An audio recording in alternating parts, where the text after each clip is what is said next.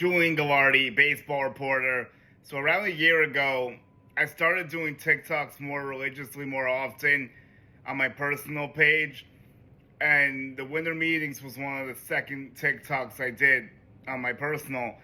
And it was a big deal because it was Juan Soto going to the Mets, obviously, and leaving the Yankees. But now, as we gear towards the winter meetings again, the reason I'm doing this is because I want to give some thoughts on what I think might happen. Yankees, Mets, and the league as a whole, obviously. But for this video purpose, I'm going to do the Yankees and the Mets. When I'm down in Orlando next week, I'll be looking at everything, like the whole entire league. But Yankees, so what's the latest? There's been some rumors about Sandy Alcantara.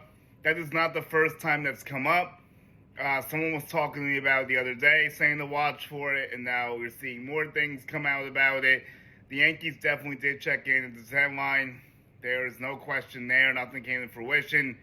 And I know they've had interest in Alcantara in the past, but he's a $17 million salary. That means if you were going to do the trade, it wouldn't cost too much in terms of prospects, but it would be a little bit still. Only 1 year left in the deal. But I still think the Yankees' first choice should be my Japanese talent at the top of the market with Framber Valdez and Dylan Cease. So with that, the Yankees need to land one of the two pitchers, in my opinion, because of the uncertainty of Colin Rodon's returns, like how long they're going to miss. And then you have Heel and Warren as depth with Schlittler. And you have Fried, obviously, who's going to stabilize it. But we'll see what they end up doing. Now, some more interesting notes is that the Yankees obviously are still trying to bring back Cody Bellinger. But Passan was talking on Threads, and he had a lot of interesting notes, and I want to try to summarize a little bit here. He said he thinks the Yankees still want him back, obviously, but that the Mets, Phillies, and Dodgers could serve as competition for him. He kind of feels similar about Kyle Tucker, saying the Blue Jays are still in the mix despite signing Cease, but we'll have to see what happens.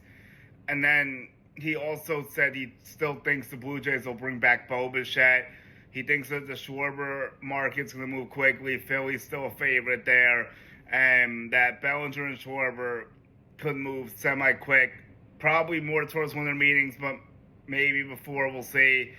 And then the Mets front, he was talking about Alonso Bregman wanting to get more money than what they did last year in a longer term. So we'll see if one of those two could be a match for the Mets.